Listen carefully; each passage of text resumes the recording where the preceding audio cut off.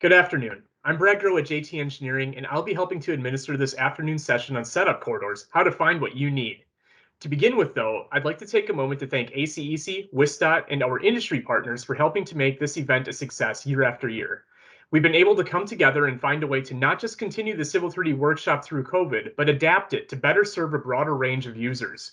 The success of this conference is also largely made possible through the generous support of our conference sponsors, who, if all goes well, should be showing up on the screen right now. Thank you once again to all of our sponsors for helping us to bring all of this valuable content to you. Our presenter for this afternoon session is Russ Nicloy from Macer Technologies. Russ has been in the civil infrastructure industry for over 26 years, 10 years in production drafting and GIS, and 13 years for an Autodesk reseller, providing subject matter expertise in Civil 3D, InfraWorks, and Autodesk products.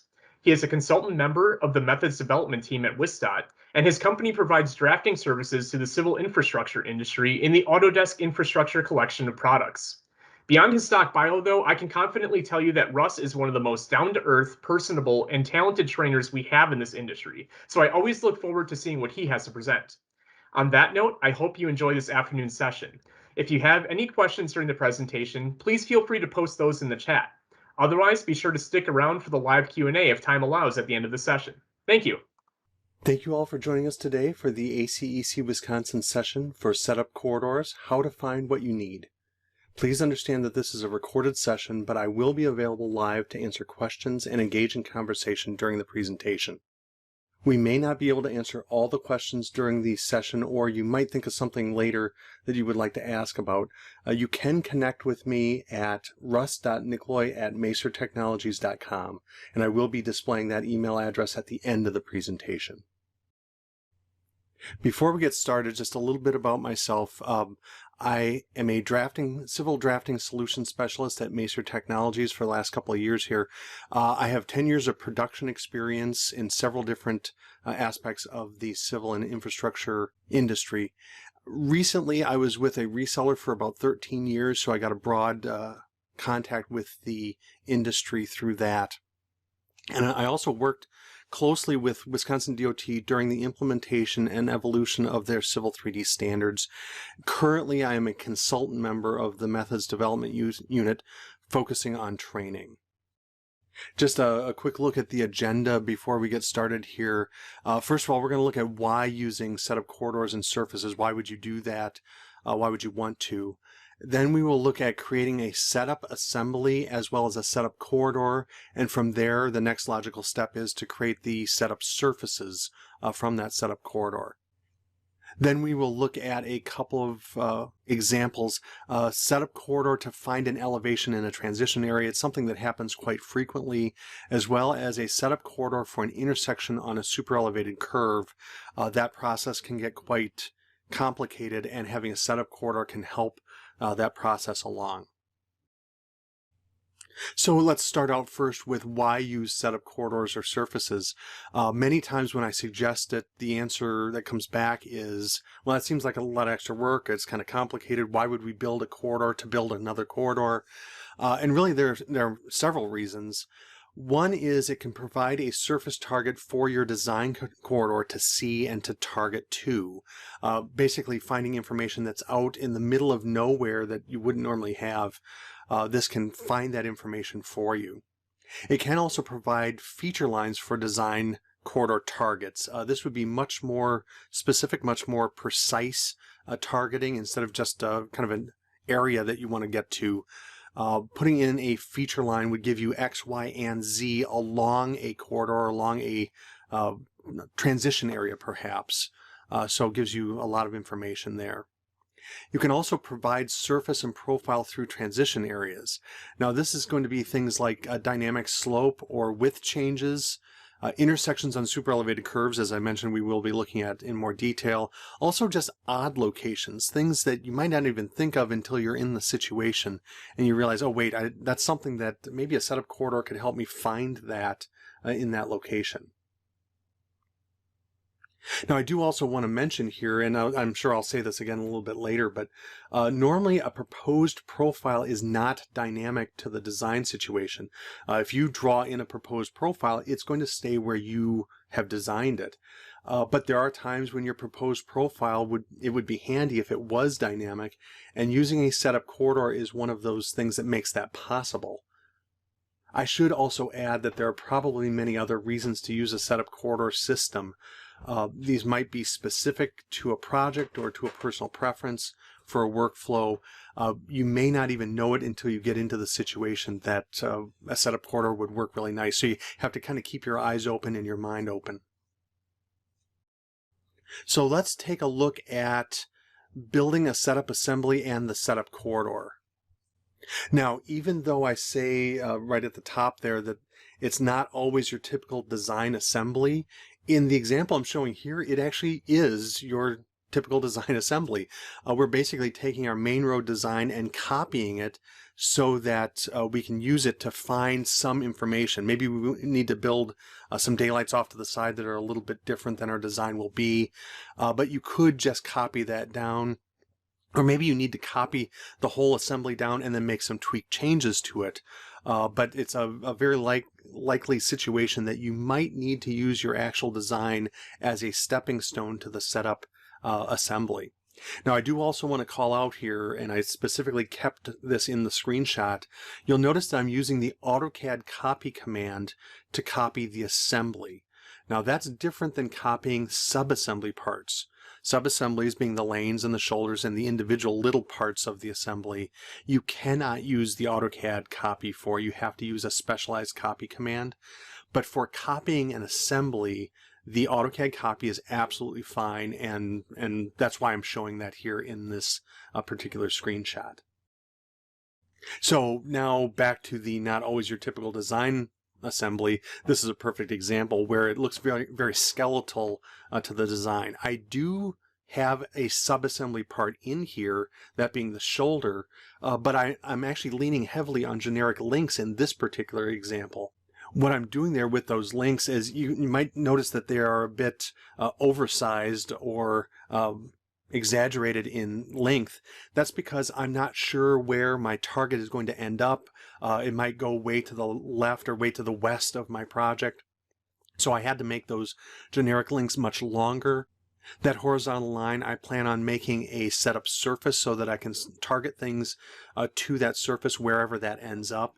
The line that's going down at a slope, I may or may not use that as an actual surface line, but a lot of times I'll use that personally to mark where a 4-to-1 slope or a 3-to-1 slope or whatever my slope is, where will that actually end up? And again, wide enough that it will go past where my design is going to be so I can tell what kind of situation it's going to get into. Now, if you're working with WIS.dot standard files, and I know that a lot of you that are attending the ACEC Wisconsin workshop, there'll be quite a few that are using that. WIS.dot does provide you with 2 assemblies that are specific for setups. In fact, they're named Setup WIS.dot and Setup Curve and Profile. Because they are intended to be used with WIS.dot projects. Now, there may be other ones that are available, and you could mix and match subassembly parts in an assembly. You're not limited to these in a WIS.dot project, but you do have them at your disposal, and they are available to you as you start your setup corridor. Now, as it stands, both of these assemblies will make an appearance in the rural intersection process, or an intersection on a super elevated roadway. We'll be taking a look at that a little bit later, but both of these are made specifically for that type of work, as well as some other things that they'd be available for. Now let's take a look at the setup corridor portion of this. A setup corridor may use baselines or targets that are completely different than the design corridor, or they might use baselines and targets that are exactly the same. Depending on the situation that you're in, both are valid. Setup corridors may be wider or less detailed than the design corridor, and I think you saw that in my last slide with the setup assembly that I was building there. Just a little bit more exaggerated, a less detail to it, but it's set up enough that I can use that information to help my design later on. Basically, all you're trying to do is get the distance, elevation, or slope to provide data for some other part of the design to use, whether it's a direct target or just information that you're going to use at a later time. You just need that assembly to do that, and the corridor in turn to do that as well. Now, in here, we're in Civil 3D. I'm first going to start off by copying my main road design to make up a setup assembly. Notice I'm just selecting on the assembly line itself, not grabbing the whole thing, just the assembly. I'm going to right-click and Basic Modify Tools copy, or use the whatever AutoCAD copy command you prefer. It does appear in several locations. I'm going to drop it down a little bit further than I need so that I can fit the name label above that in this area here. Before I do anything, I do want to go into the assembly properties to add the word setup, as well as I'm going to take the 2 out of there. It has to be a unique name, and that's Autodesk's defense against duplicate names, is just dropping a number in behind the name. So I'll say OK. And now with that in place, I want to call this out specifically. You saw me copy by grabbing the assembly. I'm copying the whole assembly together as a group. Now, what I want to do is actually copy in a subassembly part, and you'll notice that this will be very different. I'm going to select on this subassembly part here, go up into the Modify Subassembly panel, and copy, move, and mirror. I'm going to use the copy command there, and I'm going to copy that into this spot here. Now, when you put in a new subassembly part, you get the subassembly name now. I'm going to change that to left so I get the right side there, and then say OK. I am also going to grab, with that subassembly selected, I'm going to use the mirror command and mirror that over here. It's kind of like copying, only it's going to flip it over. Now that really is on the right hand side, so I'll leave that name as it is. So now that assembly is in place, again, starting from the main design, but I wanted to tweak it up a little bit for the needs of my setup corridor later on. I do want to point out here, this assembly here, we talked about it a little bit, but I do want to point out that this link right here, this is the link that won't be visible. In fact, I'm going to turn it back to invisible here. I'll just select on that, go into the subassembly properties, and omit link, turn that to yes. But that's still there, and it will be operational when we use it in a corridor later. I'm going to target that line to a point, and then the shoulder will start from that point and come back. Now also notice that this is that vertical link that is controlling the elevation of what is going to be my setup surface, this link that's cutting across here for my surface. I also have this link here coming away from the shoulder for no other reason than to just indicate to me where a 4:1 slope is, or whatever the slope that I choose to be. You can see I've got it set to 4:1 in this case. So in this case, I'm not even planning on using that line as a surface. I'm just using it as kind of a guide to where 4:1 or where a specific slope is. Down below that are the setup width dot and then the setup curve and profile. Now, I do want to show you where these are. This is actually a sub-assembly that's attached to the assembly there. It's such a well-constructed sub-assembly that really all you have to do is drop that onto the assembly and you're done. These are going to appear in the Width.Design tab, the Design Palettes Width.Subassemblies. And then I'm going to go over to the General Subassemblies tab, and there you see the multi-use width and slope links. That's where this subassembly comes from. And then if I go down to the setup assemblies here, really the only one that's there at this time is setup curve profile. Both of these will be used for the rural intersection on a super elevation curve. This one here in the early stages, but this one here is very specific to later stages when we want to try and figure out what the slope of the curb return can be. It's going to mark out the maximum, minimum, and normal. Let me go into the assembly properties on that one just to show that there's max, min, and normal slopes listed out there. And we will use it to that effect later. So really, I've been talking about elevation and location, but there's one that's helping to identify what a slope should be. Below that, I do have a couple others here in case I was going to use these in something. The setup raised median is the setup corridor that will help my median know where to start the profile location from, or its elevation from. It has two unlinked links here that gives me width, or the ability to target width, and then it has two lines that will identify, or that I can create a surface from.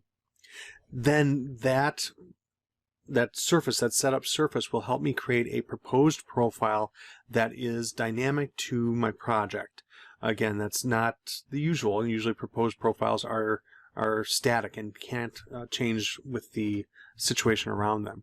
But that will help me. Then later I could use the raised median in a corridor of its own on top of where the setup surface is, and then any changes would affect that. So with that, I am going to use this assembly that I have here over in my file. I am going to start the corridor here, and this is going to be a setup for slope. And then I'm going to use the same baseline and same baseline profile that I'm going to use for my actual design later on. But I'm going to apply this as the setup main road design. There we are, as the assembly that I'm adding. And then I'm also going to use a target of exist. And in here, I am going to set the start station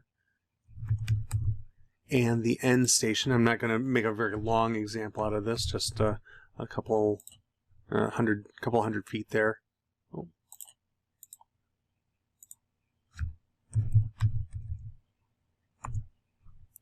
And I'm also going to go into the targets, and the lane width on either side I need to set. That literally is the lane that we're going to be using, but that will give me enough space there. I also need to do that on the left hand side so that the slopes that I'm looking for will be in the right location. So I am targeting the setup assembly inside my setup corridor. I'll say OK to that and rebuild, and there is that corridor. I'm going to jump into the section editor here to show that, and again, it may not look like they're exaggerated, but these lines are exaggerated off to the side so that I can find profile elevations anywhere along those lines there. So I will come back to that, and we will be using that in a little bit. So let's take a look at creating setup surfaces from our setup corridor here. The setup surfaces are going to provide surface targets for later design corridors. Now that may or may not be the only thing that you use them for. You could use them for other things, cross-section views, and just making sure a surface is showing up in the right location. But having it as a surface target is certainly a great way to use a surface. Setup surface also provides a surface for the profile to be created. This is that proposed profile that you need to be dynamic. The example I always use is a raised median. I don't know how many people actually use it for that, but I've used it for that, and it works great as a way to keep your raised median base, or the beginning point of a raised median, at the correct location when changes happen to your corridor. WIS.dot also allows link codes in the setup surface definition. Now, for those that aren't doing WIS.dot projects, there are some tools in the workflow process for WIS.dot that require certain definitions of design surfaces. And for design surfaces, we need to use feature lines only. But for a setup surface, you can use the links, the data type links instead, because they are not directly defining the design surfaces or the refinement surface. So that's the distinction between the two. Setup surfaces can use link codes because they're not directly defining the design surface. Don't get used to that. When you're doing a design surface, you do still want to use the feature lines because we still will need the longitudinal break lines of the project at later phases. Now, back in Civil 3D here, I am going to make a surface out of this corridor here, I'm going to go into the corridor properties, or actually the corridor surface in this case. You can get to it either way. And then I'll create a top surface here for my setup. And again, setup is the prefix there. And I'm not going to put a display on there. We don't need that. It will still react whether you can see it or not. I am going to add links. And again, I just mentioned that you can use links in a setup corridor, but not in a definition corridor, not a design corridor. So I'm going to use links for this, and I will use the top code for this. And I'll add that in. And then I will also add a boundary to that so that it stays within its area there. Now, that being said, I want to draw in an alignment. Let's say found slope, and turn the labels off. And now I'm just going to draw in an alignment here that will generally be something that we can check against. I am also going to make a profile. I'm going to make a surface profile from that alignment, that found slope alignment, against the setup surface. And then I'm going to go in here, make sure my labels are off so that it doesn't clutter the screen. And I will create that kind of off to the side here. But there you can see that profile. As it goes from the outside towards the center, it gets naturally higher up, and then as it pulled away, it gets naturally lower. I am going to divide my screen into 3. That way I can come in here, and I do want to find my assembly. And I do want to focus in on my profile there. I'm going to come in and change these slopes from 4 to 1. Actually, I'm going to grab both of them here. And I can do that by going into the properties palette, just like I would if I was creating this from the very beginning. And the slope there, instead of being a negative 25, which is 4 to 1, I'm going to do a negative 50, being a 2 to 1. Now, when I do this, first of all, that happens in the assembly there. But I'm now going to come over here, and when I do this, I'm going to rebuild this, but watch the slope of the profile over here as it responds to where that corridor is. You can see it's much stronger slopes to that because I'm now at 2 to 1 slope rather than 4 to 1 slope. The idea is that this is a surface profile, not a proposed profile, but I can use it as a proposed profile, and you can see that it is clearly now dynamic to the project that I'm working with here. So that is that kind of natural extension of this, especially if you're trying to find an elevation using a setup surface. Oh.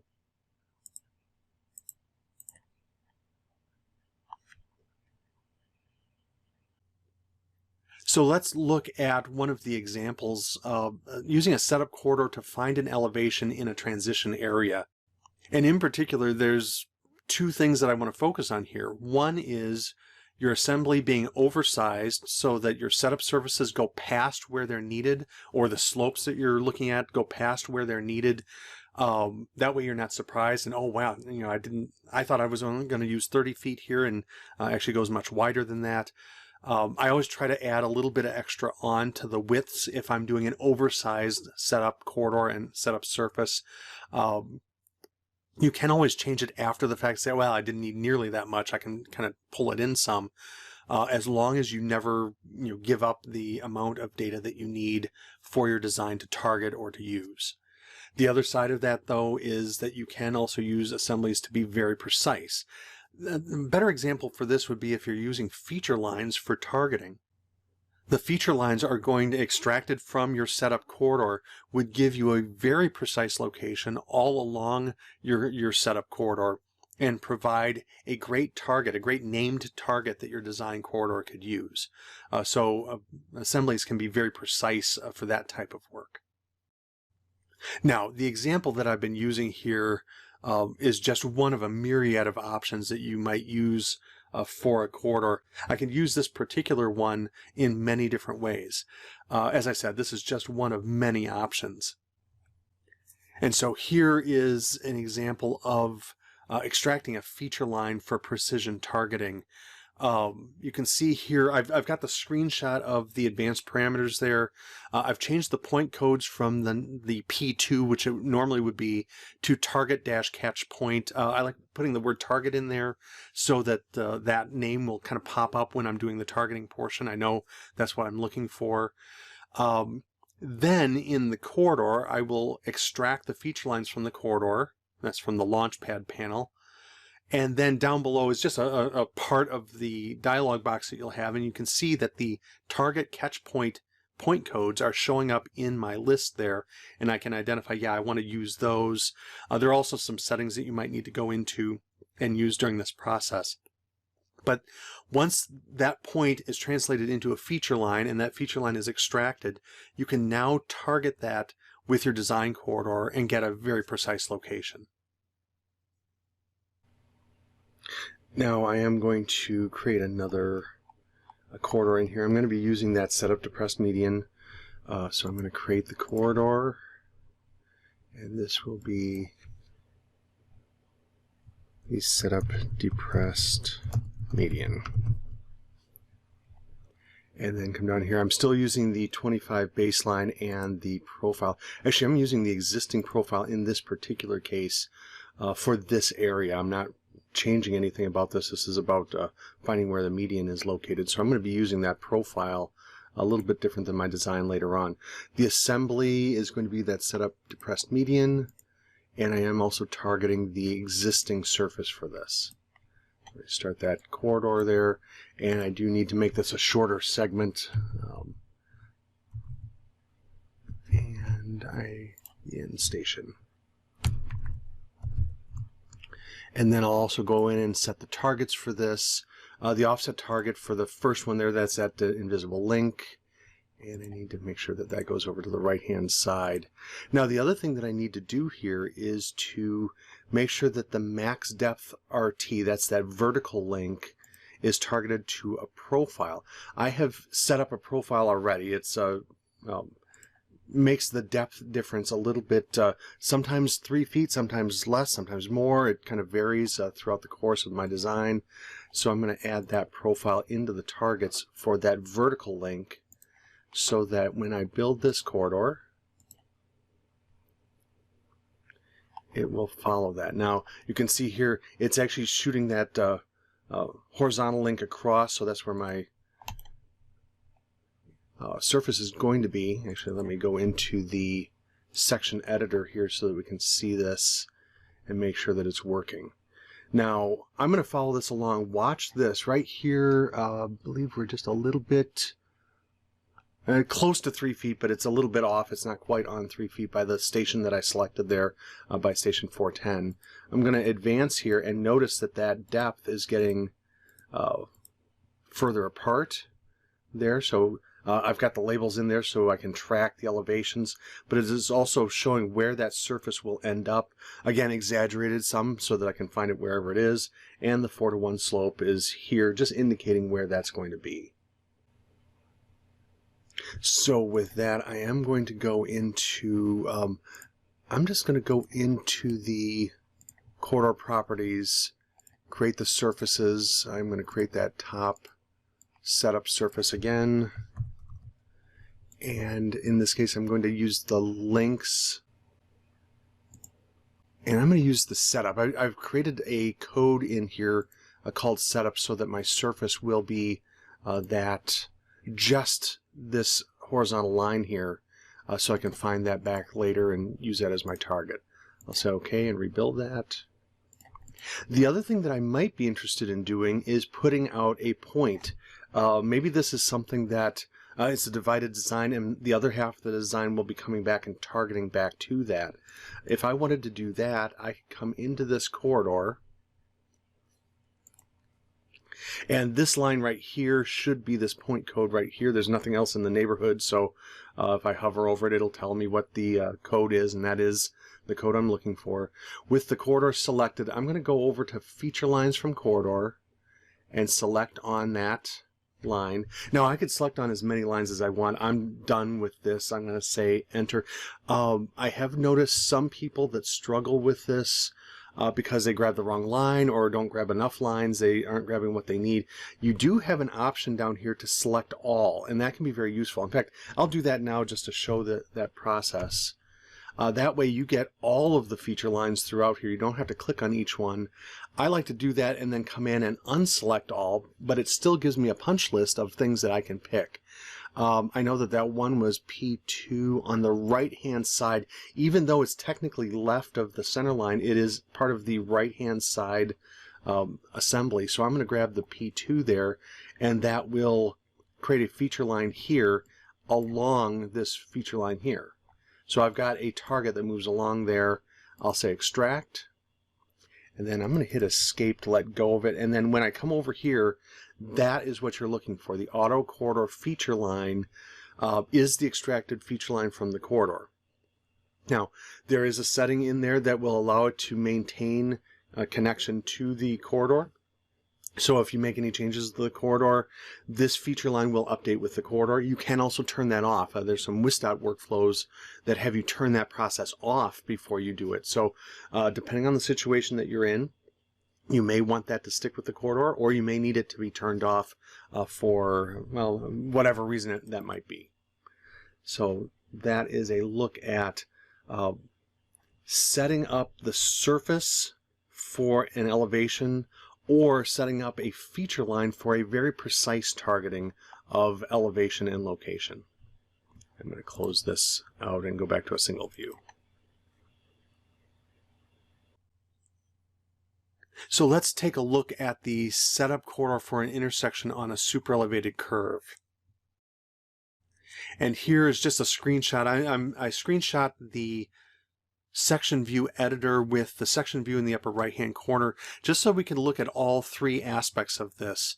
On the left hand side is the horizontal view. The green alignment there, that is the alignment that I'm trying to get a profile from.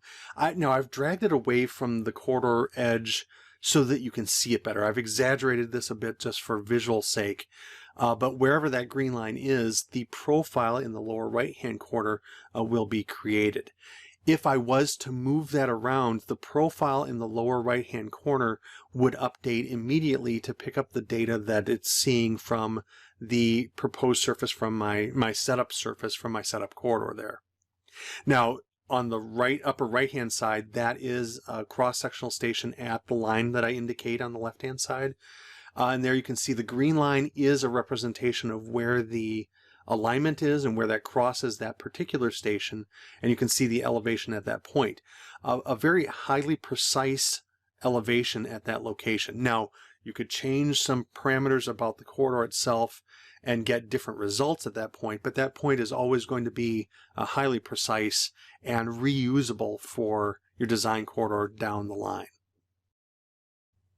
Now, why do we want to use the setup corridor in an intersection with where the curve is super elevated? The setup corridor super elevates just like the road will. That way we can find the pavement edges along the edge in the transition as well as in the fully super elevated areas of the roadway. Now that's going to be important for wherever that intersection actually comes in and attaches to that road edge. The alignments identify the width of the setup and the design pavement edges, so we know exactly where those are horizontally. The profile from these alignments are created from the setup surfaces, so again, they are dynamic. If you had to make a change to the setup corridor, that would immediately change the profiles, and then we would know that there is a change to where the side road is connecting to this super elevated road.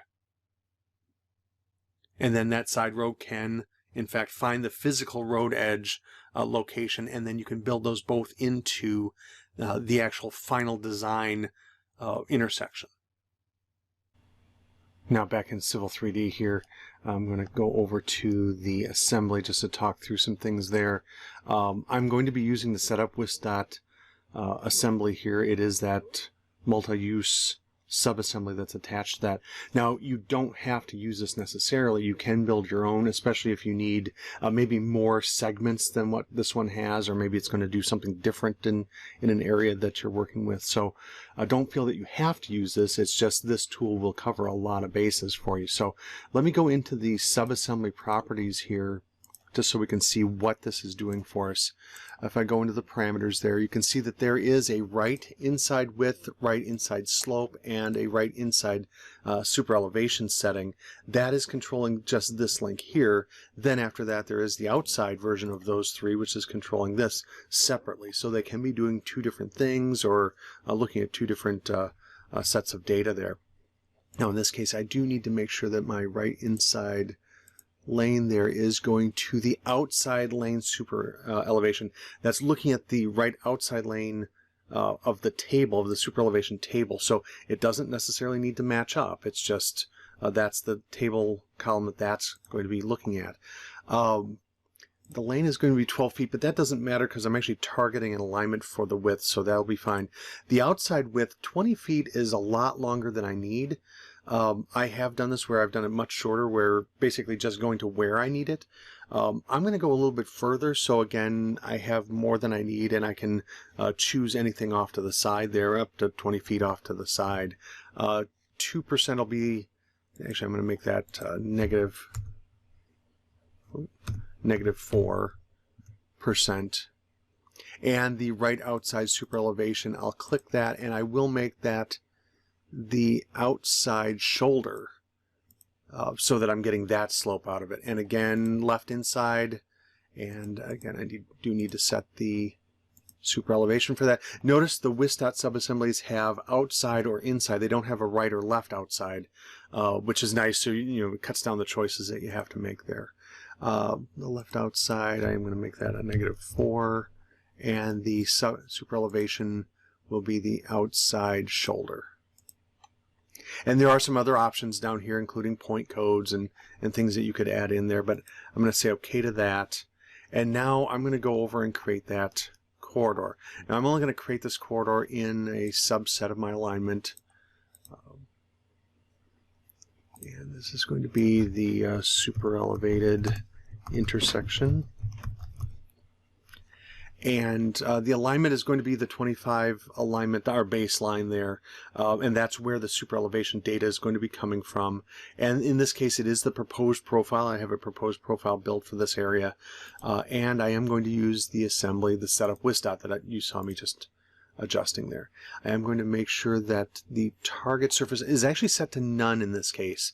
The setup WIS.dot subassembly, that multi-use subassembly, does have some things that will target a surface, but it will make it follow the existing conditions exactly. So it's going to break in places that you may not expect unless you're using it for that. So for what we're doing, because we're tracking super elevation here, we want that to be none.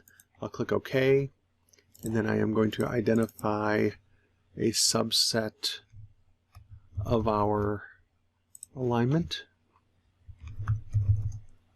And then I'll go into targets, and I am going to notice the surfaces are all set to none. And by the way, you could always come back in if you did accidentally or just out of habit set the existing ground or something in here. You could take those out, but all 4 of these are meant to make it follow existing conditions if that is your need. I'm going to come down here to the left inside width and make sure that that's set to the 25 left alignment, and the inside right is going to be to the right elevation or alignment there. I'm not going to assign a profile because I'm going to let the super elevation take care of that. I'll click OK and then rebuild that corridor. And now I'm going to go into the section editor, and there you can see this curve, we're already nearly super elevated if we're not completely super elevated by this point here. So you can see that those are located there. The alignments are these red lines just showing you that where that is, and depending on the super elevation that's going on through this area here, I am now getting the elevation at exactly that location. If I needed something off to the side there, I would be getting the shoulder is able to pick up the elevation of the super elevation of that shoulder. So that is the benefit of that. The next phase for this would be to go into the corridor. I'll do this in the prospector just because it's easier to get to. I'm going to go into the properties of that, go into the surfaces tab, and build the top surface of that. And again, I am going to be using links for this, although you might find yourself needing to use feature lines as break lines. I'm going to use the top here and maybe go in and use the feature lines as longitudinal break lines. I'm going to use the P2 code in this case. You can mix and match those in here in a setup corridor for WSDOT and for anything in a non-WSDOT project there. So with that, I am also going to add in the boundary and rebuild that. And now in this area up above here, I can go find that surface. And I'll make it a datum border. I know it's a top, but just something that I can grab. And there you can see that the surface is actually laid out across that cross-section view, so it will be matching that exactly, and we'll be able to get a profile along here. I'm going to hover my cursor there, and you'll see from the tooltip there under the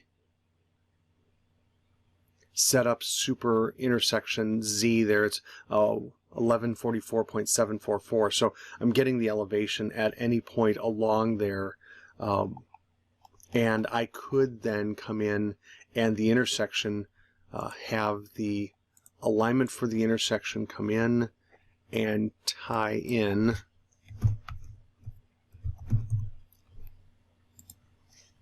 at the edge of traveled way. Just going to put a nearest snap here to emulate that. And then if I got a profile, I would be able to find that exact profile at that location there. Again, using the setup surface to do that. There are different ways to use setup surfaces for intersections anyway to find where your curb return areas are. And again, that's going to be very useful to have this in here since it is a super elevated curve. And trying to tie all those points in on a curve, or especially in a transition for a super elevated curve, can be quite challenging.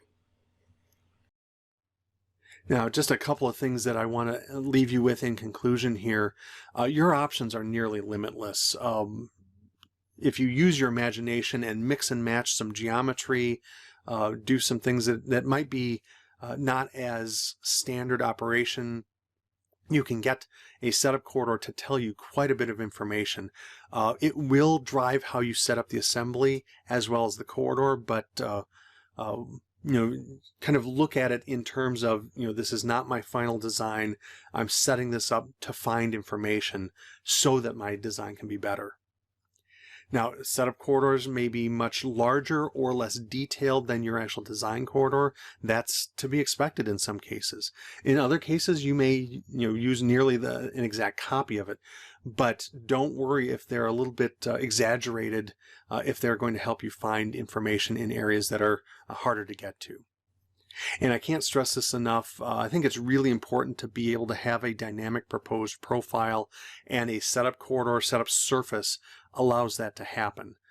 So if nothing else, for that reason, I think a setup corridor is well worth the time to invest into a project.